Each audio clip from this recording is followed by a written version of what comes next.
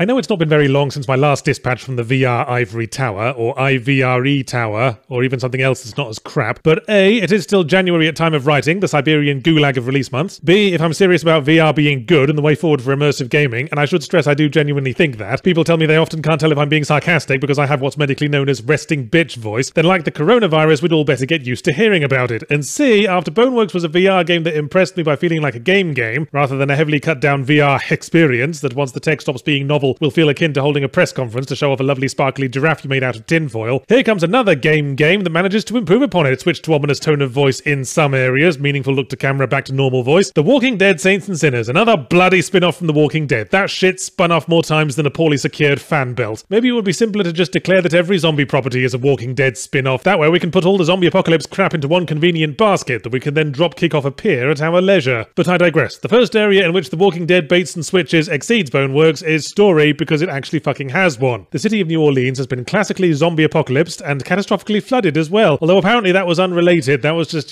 Tuesday. You are a famous wandering scavenger known as the Tourist, so this must be some ways into the zombie apocalypse, at a point when enough survivors can hang around being bored for long enough that they've got time to go on the social media that no longer exists, and there can be such a thing as a famous scavenger, and everyone gossips about who they've shot and what gas stations they cleaned out for bog roll and donuts this week. You've come in search of a buried treasure called the Reserve, a bunker full of all the bog roll and donuts one could ever need, but your search for it is complicated by the city being split between two factions: the Tower, an organised community that rules with an iron fist and want to carefully ration the donuts, and the Reclaimed, a coalition of free-spirited exiles who want to throw all the bog roll over the trees in the Tower's front garden. So once again, it's fascists versus nutters. Seems like every time we have to worry about picking a faction to side with in a Choices Matter game, it boils down to fascists versus nutters, and this is never as complicated an issue as these games seem to think. Yes, it's nice to have some laws written down when Johnny Fuckface eats everyone else's pie rations, but it is equally nice to not enslave people. This is not a difficult middle ground to reach. Just snap the elastic band on your wrist every time you feel like enslaving someone. I wouldn't worry too much about the factions. In practical terms, they're identical. They take over a building or area. If you stand in the threshold, they'll sling insults like teenagers from a car window, advance 1 inch and they mark you for death. Then run away, stealth around, murder them all, hand out Werther's originals. It doesn't seem to matter in the long run. They won't remember next time, and then at the very end of the game, you just pull whatever levers you fancy on the various ending Tron 3000s, and then close your eyes tight and imagine a wonderful appropriate ending for the faction story, because the game won't fucking show you one. You're more on the fringe of the faction plot than involved in it. I suspect because every time you're in a room with an important character, there's a risk you'll get bored and stick a screwdriver up their nose. Possibly after they insist on restarting the conversation from scratch again because you drifted more than 10 centimeters away to pick up some salad tongs. Which might as well bring us to the combat. It's similar to Boneworks, but the physics-based melee combat is a lot better, as your knives and nail-covered baseball bats embed themselves in the enemy with a sound like a very large dog stepping in a bowl of freshly prepared breakfast cereal. Whereas in Boneworks, you don't so much strike enemies as very aggressively wipe them with things. Also, there's that better of a variety of guns I was asking for, including shotguns and revolvers and explosives, but somehow they don't have the same satisfying feel. It's the little things. It's the sound. It's the slides being a bit more finicky. It's the way ammunition doesn't go into the gun so much as disappear the moment it's vaguely near it. Guntor accepts your sacrifice.